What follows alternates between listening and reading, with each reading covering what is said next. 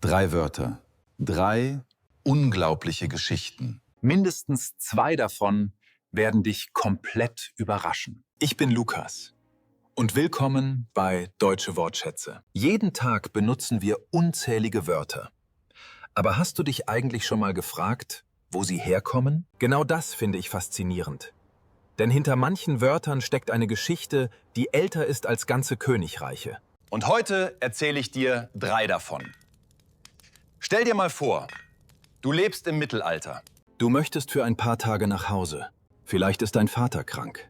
Vielleicht hat deine Schwester gerade geheiratet. Oder du willst deine Familie einfach nur wiedersehen.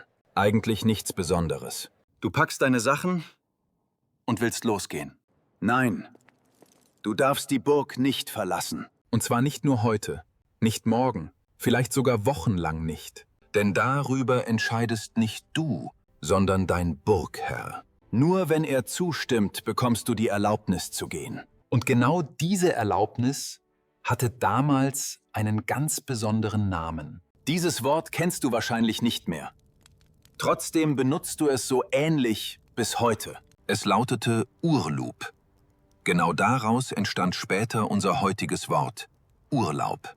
Heute denken wir dabei an Strand oder Erholung. Früher bedeutete Urlaub einfach nur die Erlaubnis, überhaupt gehen zu dürfen. Schon verrückt, oder? Aber diese Geschichte war noch vergleichsweise kurz. Das nächste Wort hat eine viel längere Reise hinter sich. Sie beginnt nicht in Europa, sondern im 15. Jahrhundert im arabischen Raum. Dort nannte man ein Getränk Kahwa. Mit Händlern machte sich das Wort auf den Weg. Es reiste durch Wüsten und über Handelsrouten. Irgendwann im 16. Jahrhundert etwa erreichte es das Osmanische Reich. Dort wurde aus Kahwa Kahve. Doch die Reise war noch lange nicht vorbei. Über Kaufleute und Seefahrer gelangte das Wort schließlich Anfang des 17. Jahrhunderts nach Italien. Dort hieß es plötzlich Kaffee. Von Italien aus verbreitete sich das Wort immer weiter, von Land zu Land, von Sprache zu Sprache, bis schließlich Ende des 17. Jahrhunderts unser heutiges deutsche Wort mit unserer Schreibweise entstand. Und trotzdem hört man seine Reise bis heute. Aber jetzt kommt mein persönlicher Favorit. Wenn du das Wort Roboter hörst, denkst du wahrscheinlich an Maschinen oder an künstliche Intelligenz. Aber genau das macht diese Geschichte so spannend. Denn der Ursprung dieses Wortes hat mit Technik ursprünglich überhaupt nichts zu tun. Die Geschichte beginnt nicht in einer Fabrik, nicht in einem Labor, sondern auf einer Theaterbühne. Im Jahr 1920 schrieb der tschechische Autor Karel Čapek ein Theaterstück.